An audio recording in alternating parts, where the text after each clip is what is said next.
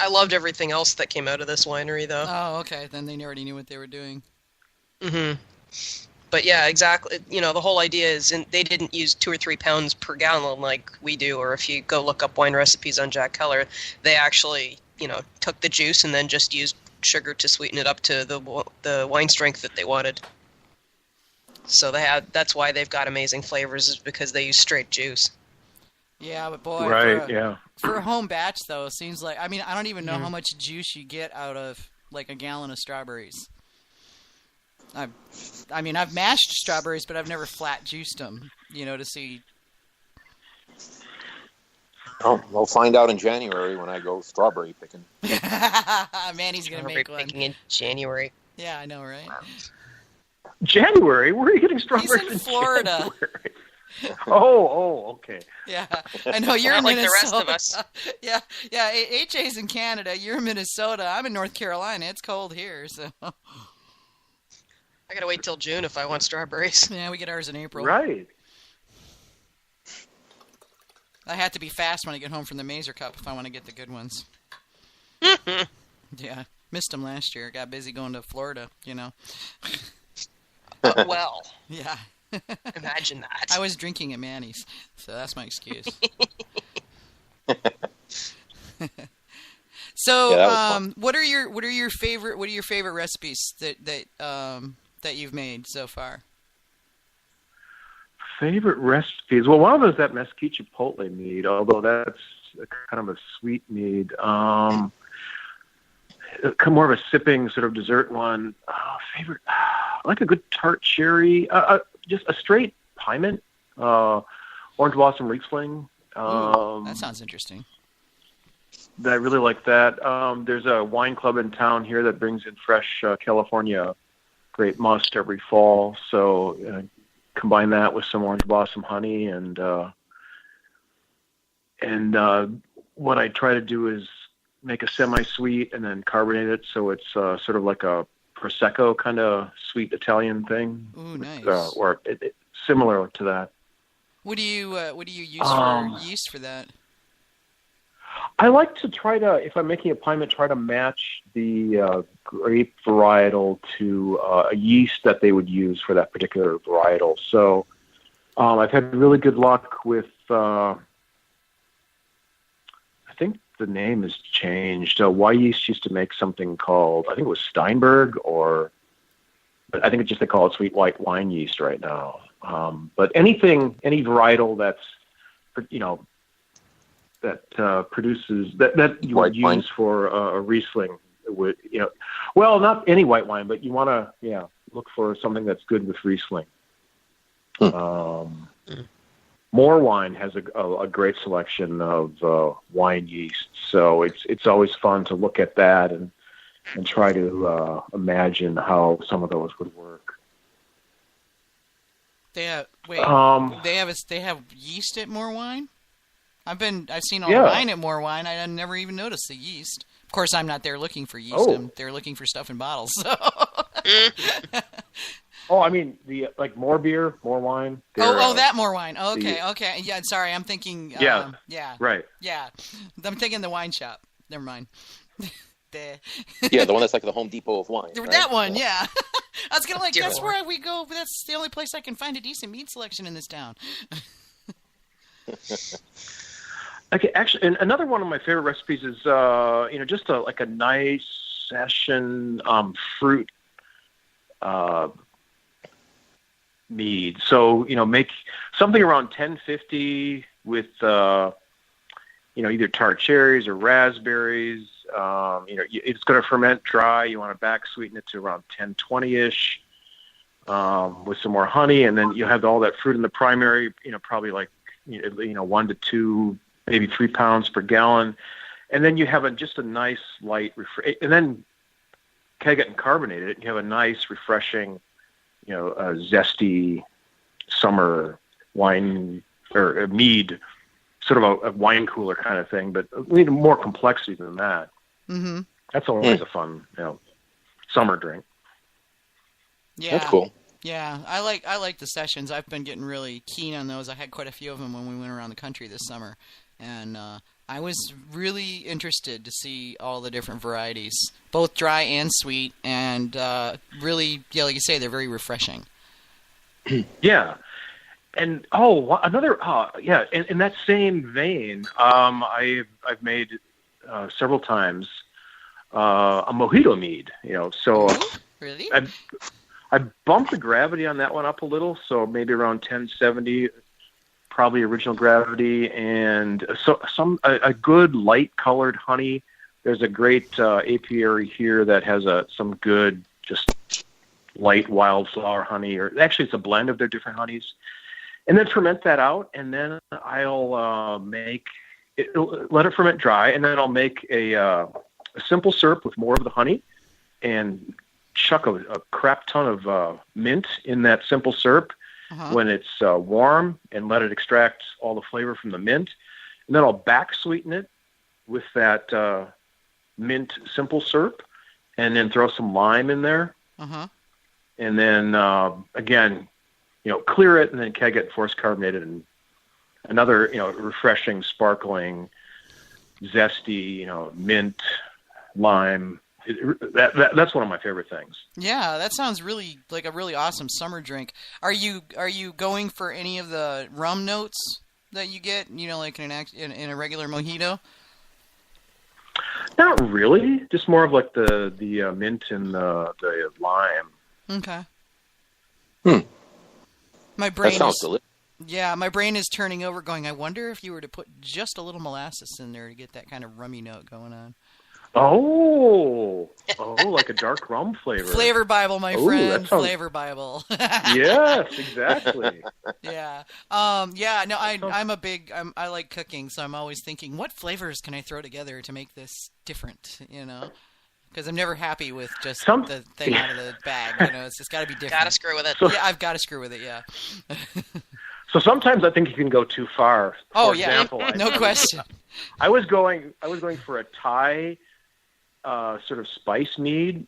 So my first thing I was going to do is I'm not going to use any water in this. I'm going to use just coconut water. So I went to the local Asian grocery store and I bought pounds of coconut. Back in coconut to get to just water coconuts. And I think I roasted a little coconuts. I also lemongrass, ginger, basil, and all these things together, and it was just over the top. Most hated it. I thought the food I didn't even love it, but it was interesting, and the worked together. But it needed to be down. It just needed to be subtle. It was like a big sled or smack in your face. But it was fun to make. Make a spritzer with it or something. Yeah. Cooking mead. Right. Let me ask you, if you were going to advise like a beginner, what kind of mead would you have like beginners work on, like do first? What would be a good first mead to make? Well, I think you have to figure out what you want to make in terms of, do you want like a big sweet mead? Do you want a session mead? So that's kind of the first question. Mm-hmm. And then you want to figure out, well, what flavors do you like? And do you like strawberry? Do you like blackberry? What do you want to make? And then start there and try making that same thing a few times. Try to, get your technique right, and then branch out from there. I think, maybe some people sort of just never really go for repeatability. Right. I think the most important thing is if you want to do this, over the long haul or whatever that is, again and again, you want to, don't want to waste your time. You want to make sure you're doing things well, at least to some degree. So yeah, I mean, it's maybe pick a session mead. Pick or don't go too big and too alcoholic, because that's going to take a little time maybe to age out, or to round out. Right. But I guess I would say focus on one thing and focus on flavors you like. Okay. No. Yeah, for me it was trying to get traditional right, and then I figured once I got traditional right, it would be a little easier to branch out to other styles, Yeah. Yeah, exactly. Okay. Yeah, you were saying for them, to not go high in alcohol so often. I see that. That people are like, oh man, what's the highest amount of alcohol I can cram into my mead? And it's like, why? I think everyone does that, though. Hey, right. Hey, look at how much alcohol I can make. Just because you can doesn't mean you should. Yeah. But, right. Yeah. How many of those are you going to have? I was like, just one. See ya. Good night. Yeah. I'll take a half a glass. Oh, why am I on my back? On the ground. Why is the ceiling spinning again? Oh, yeah, that. That's pretty funny. Yeah, I mean, that's one of the biggest questions we get is, how do you get started? And, once you get started, where do you go from here? And, what are techniques that are half twos and techniques that are nice twos? Yeah, I mean, I think maybe it's harder for mead because if you're making beer, you kind of gravitate to a particular style. Like I started brewing in 97 because I wanted to make a good IPA, and at that time there weren't a lot of good local IPAs, not like the West Coast ones that I wanted, so I kind of had to make one. But I think it's a little harder to maybe focus with mead because there's not a lot of great examples, and so maybe make a wine strength traditional, something around 10 to 12% alcohol, not go to that big 14 to 16 we'll need some time, at least probably 6 months or more to round out, or make a nice session mead. I guess that's what I would say. Yeah. Okay, so let's talk about session meads then for a minute, because Manny was just telling us. Oh yeah. Yeah, he's been using Mary. Have you've read Mary Isette's book, Speed Brewing? Yes. Okay, no, I know you have, and, Manny. Oh, sorry. Yeah, Steve. I'm asking Steve. Has he read it?